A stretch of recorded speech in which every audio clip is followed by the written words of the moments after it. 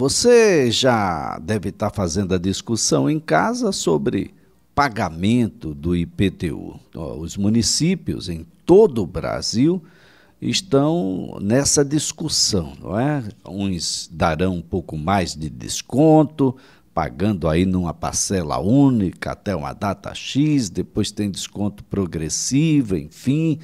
E não é diferente aqui no estado de Alagoas, na capital alagoana. Mas a cobrança de IPTU parece que não é um consenso da forma como ela é realizada pelos tribunais brasileiros. Por exemplo, o seu imóvel tem habite-se? Você sabe o que é habite-se? Como chegar até o habite-se? Da necessidade ou não de ter habite-se?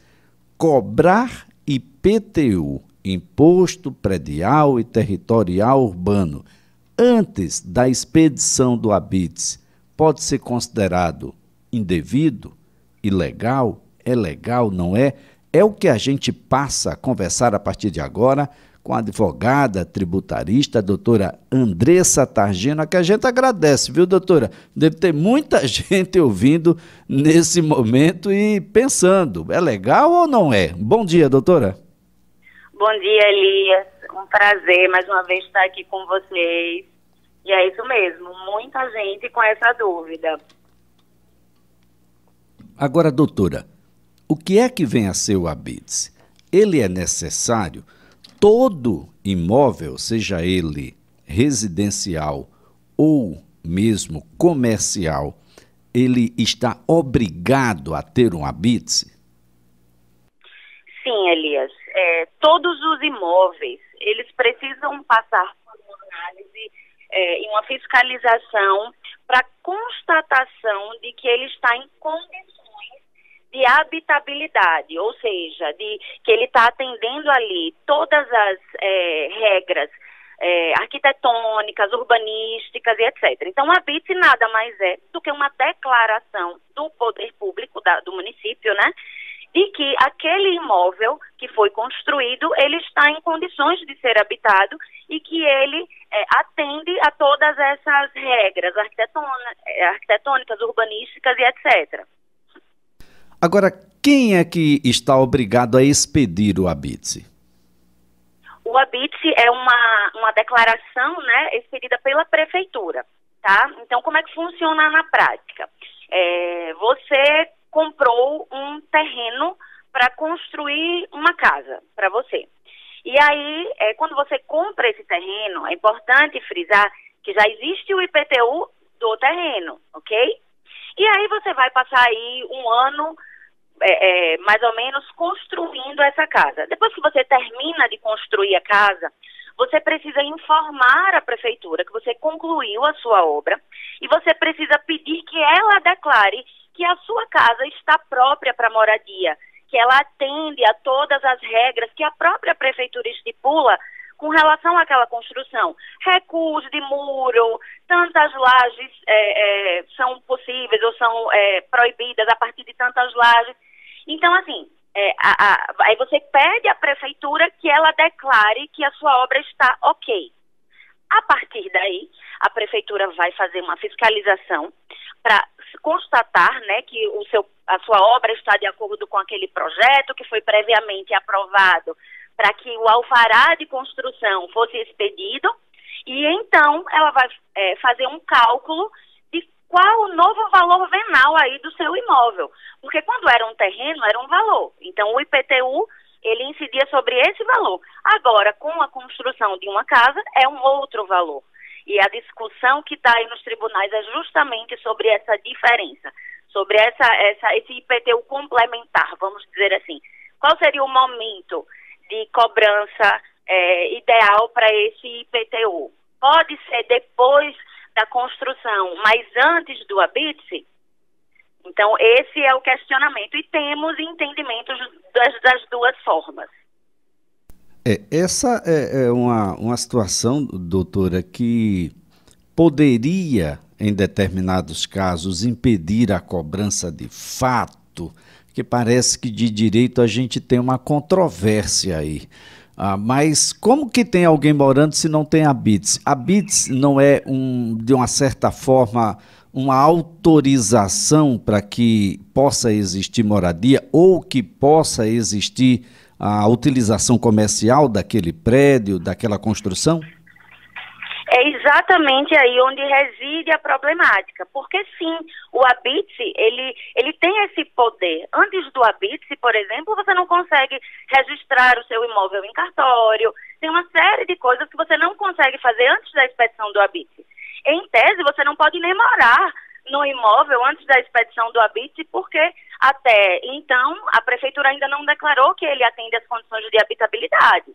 A gente sabe que na prática isso nem sempre acontece, principalmente quando é casa. Quando é prédio, a gente tem essa questão da incorporação, a construtora está pagando esse IPTU anteriormente, e aí após o habite, onde são divididas, né, aquelas frações ideais, e aí cada proprietário, cada dono passa a ser responsável pela sua unidade, normalmente em empreendimentos verticais, né, ou em condomínios, a construtora só permite, ela só entrega essas chaves após o habite. Então, aí é que você não conseguiria mesmo. Mas quando a gente está falando de casa, nem sempre as pessoas esperam, até porque o habite, ele é um processo administrativo que às vezes demora algum tempo, demora alguns meses, tem algumas formalidades. Então, se você tem ali aquela urgência, construiu para morar, enfim, você termina entrando. Mas em tese, não poderia. O IPTU, esse IPTU complementar nesse contexto de terreno que virou um imóvel, um terreno com uma casa construída, tem essa divergência. Quem entende que é devido antes do habite, entende que o habite é uma mera formalidade administrativa, que o fato gerador do IPTU, ele já está concretizado ali. Você construiu a casa já está ali construída para você, então você já deve começar a pagar esse IPTU. Quem entende de forma diversa, quem entende, essa é a linha a qual eu pessoalmente me filio, é que sem o habite, você na verdade você não tem plena propriedade daquele imóvel. Porque o que é propriedade? Vamos lá no Código Civil. O que é propriedade? É o direito sobre um bem, o direito de livremente dispor, economicamente ou não, sobre aquele bem. Sem um habite, você não consegue sequer vender essa casa. Você não consegue explorar economicamente essa casa, alugar, enfim, você não teria como. Então, eu entendo, nesse caso, que o fato gerador do IPTU, ele não está configurado antes do habite. Então, por esse motivo, apenas após a expedição do habite é que se poderia a prefeitura fazer esse lançamento complementar em caso de casa e esse lançamento inicial em caso de condomínios para cobrar esse IPTU enquanto imóvel finalizado e acabado. Bom, doutora, e quem já foi alvo desse tipo de cobrança, tem solução? Olha, a prefeitura achou que porque eu construí 2 quartos, no final a casa vai ter 10, mas a gente já construiu 2, a prefeitura achou que 2 já era suficiente para a gente cobrar aí, mesmo que parcialmente, um IPTU. Tem solução para isso, doutora? Elias, na prática isso não funciona bem assim, porque precisa existir uma fiscalização mínima, né, para apurar que aquele imóvel está construído, mas a gente vai para a regra geral da restituição dos impostos pagos indevidamente. Se você entende que você foi compelido a um pagamento indevido, dentre as milhões de possibilidades que temos, né, no Brasil, da complexidade do sistema tributário, então se você entende que você pagou de forma indevida ou a maior algum tipo de tributo, você tem 5 anos para buscar essa restituição, que seria aí o prazo prescricional e decadencial previsto no CTN. Então, 5 anos você consegue discutir, olha, paguei aqui, mas na verdade não era devido, porque aqui ainda era terreno, ainda não tinha o habite, não era casa, ou enfim. E aí a gente consegue fazer essa discussão administrativa também e judicial. Fica aqui imaginando uma situação, doutora, onde Bom, o HABITS tenha sido negado por alguma inconsistência ou uma documentação anterior que é exigível, e ainda assim, durante esse período, o IPTU tenha sido cobrado. A gente gera aí uma nulidade ou não, doutora? No meu entendimento, sim, Elias, mas foi como eu te falei, isso não é um entendimento pacificado. Para ser bem sincera, na Prefeitura de Maceió eu não tenho visto maiores problemas. Eles têm atendido essa ordem de primeiro expede o HABITS para depois fazer a cobrança. Mas a gente tem notícias de processos, inclusive, sendo direcionados para o STJ, onde existe essa discussão. Eu sei que a lei municipal de São Paulo, do município de São Paulo, por exemplo, prevê essa cobrança antes do HABITS. Quando você conclui uma obra, existe um documento chamado Declaração Tributária de Conclusão de Obra. E aí, a partir dessa informação da incorporadora, da construtora, de que terminou essa obra, a prefeitura legalmente, pela legislação municipal, já estaria autorizada a fazer essa cobrança do IPTU. Em Maceió não é assim que acontece. Em Maceió a gente tem a primeira expedição do HABITS para depois haver essa cobrança do IPTU, esse lançamento, né, do IPTU, seja complementar em caso de terreno que passou a ser casa ou prédio, ou o IPTU inicial mesmo sobre o proprietário em casos de condomínio. Bem, doutora, isso, claro, para aquelas construções que foram fiscalizadas, que a prefeitura tem conhecimento. Infelizmente, no Brasil, aqui em Alagoas, a gente tem um déficit habitacional muito grande. Isso faz com que terrenos sejam partilhados sem um desmembramento oficial junto aos cartórios e à própria prefeitura. A gente sabe de ocupações, etc., e a gente não está falando naturalmente sobre essas moradias, não é, doutora? Exatamente, Elias. A gente pressupõe toda uma formalidade, uma legalização dos terrenos, das construções, para a gente poder passar para essa segunda etapa, que é essa etapa tributária. Primeiro, o imóvel ele precisa existir para efeitos formais, para a gente poder poder fazer esses lançamentos, e, enfim, fazer essa apuração de está correto ou não está correto. Quando a gente está falando de imóveis informais, construídos de forma completamente fora, às vezes, dos padrões, o que gera até uma questão de perigo, né, para aqueles moradores do entorno. A gente tem muito isso aqui em Alagoas, infelizmente, e aí essa discussão não se aplica para esses imóveis informais, vamos chamar assim. Bem, doutora Andressa, é claro que pode ficar para uma outra oportunidade, até por conta do tempo, mas tem muitas perguntas aqui dos ouvintes. Uma delas em relação ao IPTU o IPTU, e na cobrança do IPTU, eu posso trazer junto a cobrança de outras taxas, ou quem sabe até mesmo de outros impostos, a efeito, por exemplo, da taxa de limpeza pública que vem no mesmo boleto, doutora?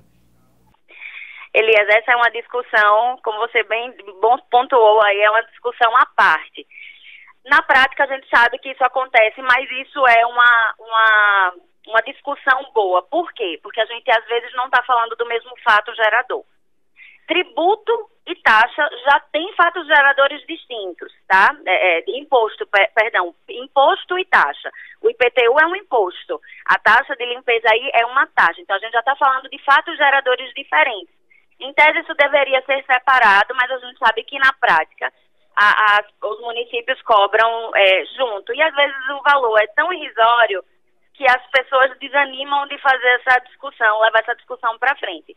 Mas isso aí é matéria para outra entrevista, porque são muitos poréns aí que precisam ser considerados. Doutor, então bote aí na agenda, não só essa, viu? A cobrança aí da contribuição por iluminação pública, aqui traz, no meu entendimento, dois elementos bem estranhos. O primeiro é que a cobrança vem junto com a cobrança do consumo de energia elétrica, que é feito por uma operadora privada. Presta serviço público, mas é privado, com a energia elétrica. E a gente tem aí uma contribuição voltada ao município que vem no mesmo boleto e você precisa pagar os dois para não ficar sem energia. Segundo, é a forma que se cobra, né, essa contribuição de iluminação pública, que no passado já foi taxa, é sobre o consumo. E parece-me que o fato gerador é o mesmo, eu não sei como é que está essa discussão nos tribunais superiores, mas é como se a gente tivesse dois impostos sobre consumo ou duas contribuições sobre o consumo, o ICMS, que é cobrado pelo Estado, e a contribuição de iluminação pública, e esse é um outro problema muito sério, e sem falar na taxa do Corpo de Bombeiros, e para ser taxa, né, doutora, tem uma série de critérios, ou seja, a agenda bem grande, bem extensa a gente tem por aí, viu, doutora? Você devia me convidar para a gente fazer um quadro fixo semanal, porque é matéria que não acaba mais. Doutora Andressa Tagino, o ideal é de que aquelas pessoas que têm imóveis, que são imóveis caros, de um valor venal muito grande e que, por consequência, tem no IPTU um elemento que é expressivo, de que possa buscar uma ajuda de um advogado tributarista da sua confiança, de modo a saber se aquilo foi correto, calculado corretamente, se é devido, e se é devido, naturalmente, precisa ser adimplido, doutora. Exatamente, Elias. Eu sempre falo, a gente paga muito tributo no Brasil para pagar além do que é devido. Então, procurem sempre auxílio, né, de especialistas na área para ver se você está pagando isso da maneira correta. O IPTU ainda tem uma outra problemática, que são esses reajustes que muitas vezes anualmente acontecem, essas revisões de valor venal que a gente não sabe muito bem o critério. Então tem uma série de questões que precisam ser analisadas para se apurar se esse valor está sendo pago corretamente. Muito bem, doutora Andressa, vamos analisar. Muito obrigado. Excelente dia para a senhora.